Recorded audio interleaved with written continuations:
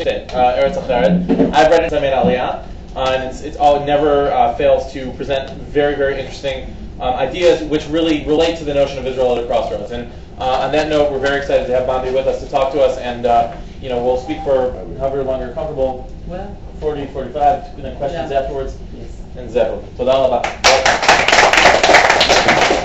Thank you very much. I heard the wrong address, so I'm sorry that I came late. I had a very bad time. We have water. What? Ich meine Nachbarn. אני אביא את זה. בקפה בדרך. Actually, I read the article about you in the marker before you called me. So I knew a bit about it, and I was very happy to read it. Thank you very much. As you see, well, I can try and tell you my story. Perhaps it will help a bit. I wasn't born in Israel. I was born in Chile, and I made Aliyah when I was 12 and a half. I come from a religious Zionist house. My parents were always Datiim, as it's called in Israel. What's it called in the States, I think, modern Orthodox.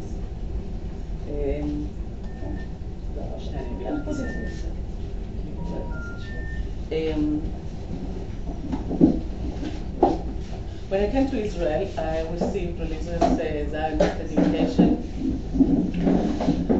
which means that I went to Bnei Akiva, and then Moshe Monin started, and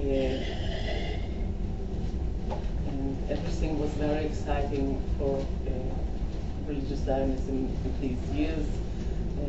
It's the last years of the 70s. I'm 49.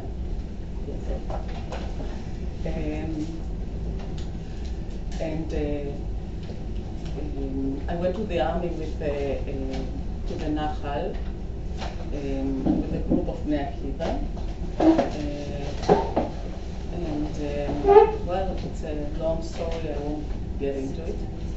And after the army, I went to the university and started working at Nekuda, which is the magazine of the Jewish settlements in Judea and Samaria. And afterwards, I edited a children and youth magazine that also belongs to religious Zionism. And when Rabin was assassinated, I decided that I'm fed up talking only with religious Zionist people, and that actually I don't understand Israeli society, and also Israeli society doesn't understand me. Me, not the persona, but we don't understand each other, and that the situation is pretty bad. So I quit my job, and I asked the Achai Foundation to give me money to make a pilot of a new magazine that would deal with deep processes and deep people living in Israel.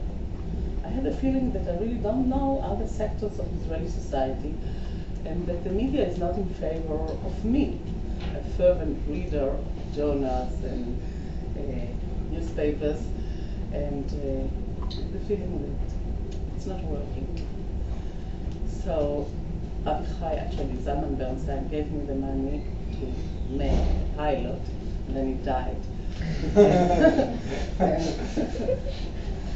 Which was very traumatic. So I went to the foundation and I said, here you have the pilot. And they said, very beautiful pilot, come back when you have another investor. And it took me time. Actually, it took me 3.5 years to start the Eretz Acheret. And I decided that I would work with people who don't belong to my world of convictions. And that I would check my beliefs and my education, but I would also ask them to do the same thing.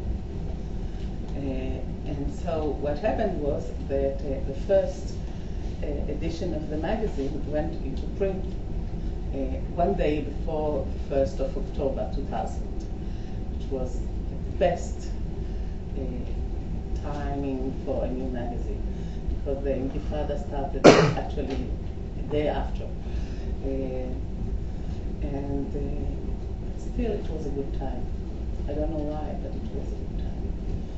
Perhaps because it shaped a lot of our convictions about what's going to happen. And so I found myself working with people from very different sectors in Israeli society and checking who is living here. What are the sectors that compose Israeli society? What are the beliefs of people? What are their values and what are their aims? And also trying to find out what processes the society is going through and what problems we need to take responsibility. And so every 2 months we publish a new edition of the magazine. Every time it's about